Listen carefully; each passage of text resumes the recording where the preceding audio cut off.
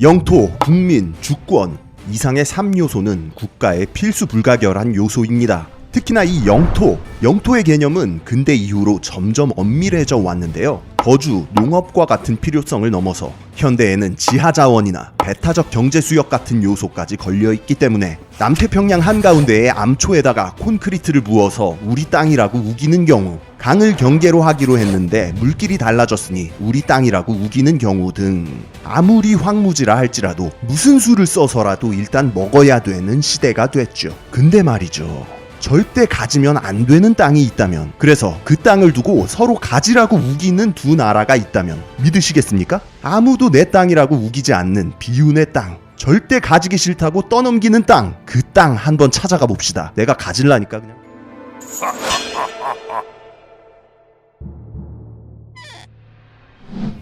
아프리카는 의외로 18세기까지 유럽이 그렇게 본격적으로 손을 대지 않는 대륙이었습니다.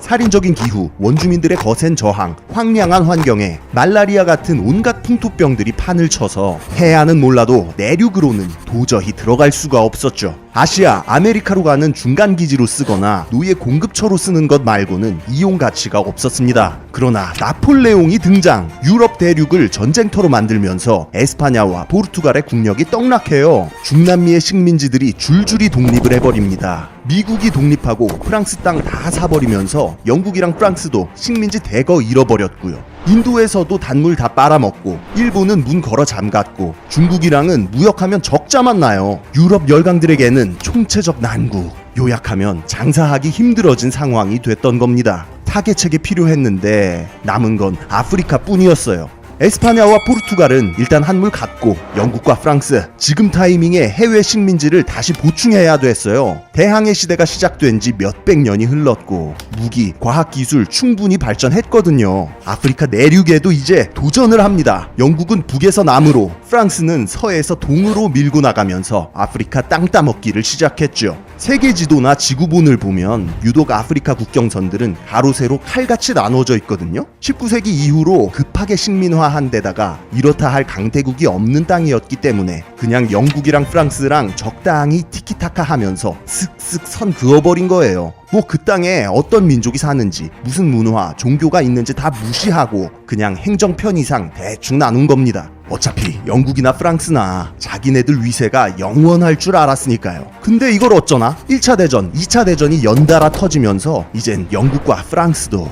해외 식민지를 포기해야 될 때가 온 것이었습니다. 아프리카 식민지들은 20세기 내내 줄줄이 독립해 나갔고, 열강들이 그어놓은 무지성 국경선 때문에 곳곳에서 난리통이 일어나기 시작합니다.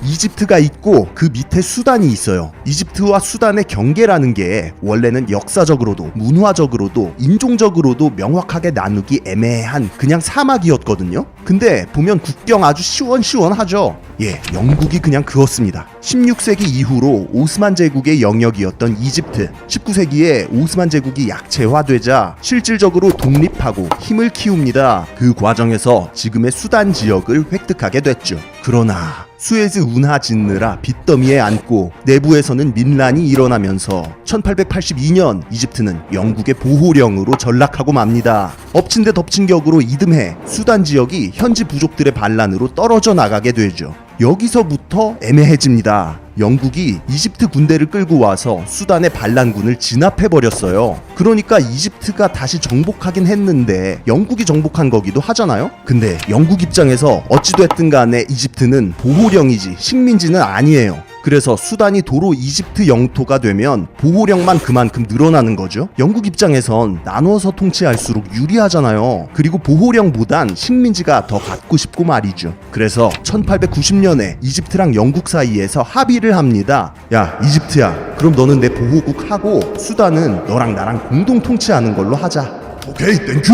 이렇게 뭔가 애매하게 영국 밑에 이집트가 있고 그 둘 밑에 수단이 있는 요상한 지배구조가 만들어진 거예요. 그리고 1899년 영국과 이집트의 합의하에 그냥 적당히 북위 22도선을 기준으로 이집트와 수단을 나누어버립니다. 이집트는 카이로 총독이, 수단은 하르툼 총독이 관리하게 되죠. 근데 영국이 생각해도 이건 좀 무지성이었나봐요. 3년 후인 1902년에 영국 맘대로 국경선을 살짝 조정을 합니다. 이집트 남동부의 할라이브 지역 유목민들이 이집트 문화권보다는 수단 문화권에 가깝다고 판단, 여기를 수단에 포함시키고 그 옆에 이 지역은 아스완 쪽 유목민들이 쓰는 땅이었기 때문에 이집트에 포함시켰죠. 이 땅은 움푹 파인 국경선의 모양 때문에 깊은 우물, 아랍어로 비르타윌이라고 불리게 됩니다. 어차피 영국 입장에서는 둘 다 자기 땅이었기 때문에 어떻게 나누든 알 바 아니었어요. 대영 제국이 영원할 거라고 생각했으니까요.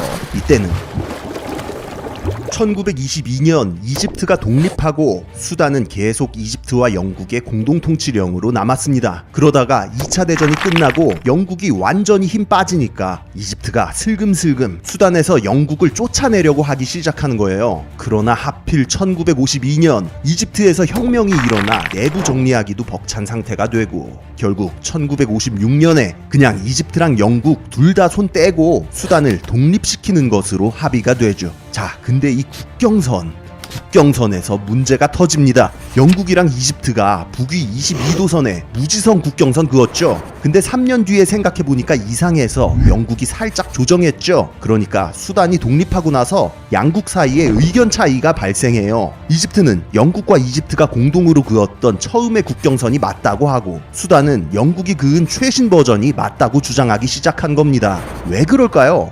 1차 국경선이 맞다고 치면 이집트가 할라이브를 갖고 비르타위를 수단이 가져야 돼요. 반대로 2차 국경선이 맞다고 치면 수단이 할라이브를 갖고 비르타위를 이집트가 가져야 되죠.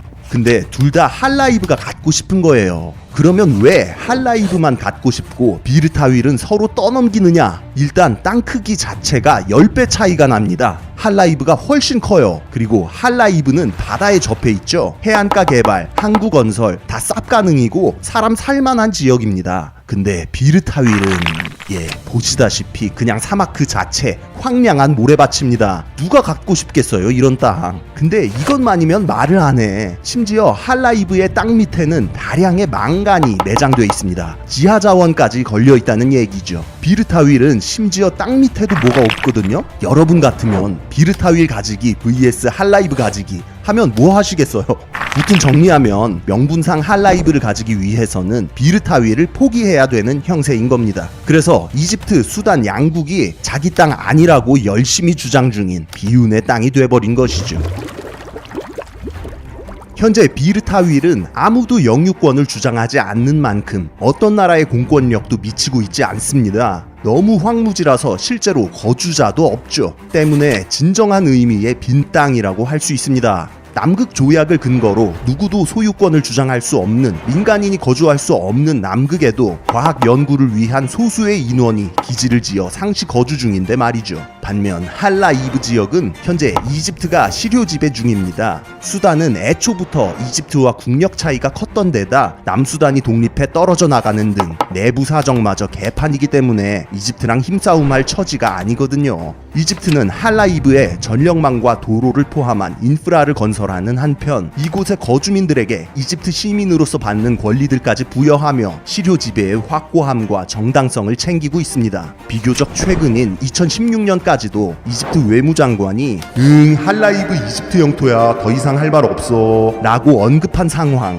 수단은 계속해서 2차 국경선, 그러니까 1902년 국경선을 주장하며 딴지를 걸고 있는 중입니다. 한편 비르타윌은 진짜 주인 없는 땅이라는 점 때문인지 희한한 일들이 벌어지고 있습니다. 빈집털이로다가 이 땅 주인하겠다고 나서는 사람들이 잊을만 하면 나타나고 있거든요. 2014년에는 미국의 평범한 딸바보 아저씨 제레미야 히튼이 비르타윌에다가 나라를 세웠습니다. 이름하여 북수단 왕국. 자기 딸이 공주가 되고 싶다고 하는데 이 아저씨가 딸 소원을 들어주고 싶은 거예요. 근데 그럼 본인은 왕이 돼야 되잖아요. 그래서 나라를 세우기로 하는데 진짜 주인 없는 땅이 있다는 소식을 듣고 비르타윌로 가서 스스로 왕으로 즉위, 나라를 세운 것이죠. 농업학자들을 초빙해 사막을 개간하고 시민들을 모으겠다고 광고했지만 그게 됐으면 진작에 다른 나라들이 했겠죠. 거기다가 이 제레미야 아저씨는 북수단 왕국을 UN 옵저버 국가로 승격시켰습니다. 해방시켜서 국제사회의 지원까지 받겠다고 하는데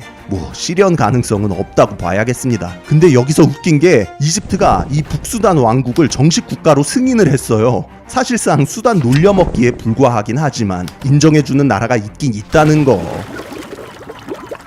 양국의 국경지대에 있고 두 나라 다 가지기 싫어해서 진짜 공권력이 미치지 않는 땅 비르타윌, 여기다가 나라 세우겠다고 반장난 반진심으로 깃발 꼽는 사람들은 제국주의의 상처를 웃음거리로 전락시켜버린다는 비판을 받고 있기도 합니다. 제국주의 열강들의 욕심과 무지성으로 그어버린 국경선 때문에 아프리카의 거의 모든 국가들이 부족 간 국가 간 다툼으로 피를 보고 있는 상황이기 때문이죠. 제레미야 히튼 아저씨의 이야기를 디즈니에서 영화로 만들기로 했다가 이런 이유로 욕만 먹고 취소됐다는 얘기도 있습니다. 전 세계에서 영토 분쟁을 겪지 않는 나라는 거의 없습니다. 비르타윌도 결국 할라이브라는 땅을 얻기 위해 명분상 버려지는 땅으로 여타 영토 분쟁들이랑 근본적으로는 다르지 않죠. 비르타윌도 할라이브도 다른 분쟁 지역들도 언젠간 평화롭게 해결됐으면 좋겠습니다. 지금까지 지식해적단의 키드였습니다. 감사합니다.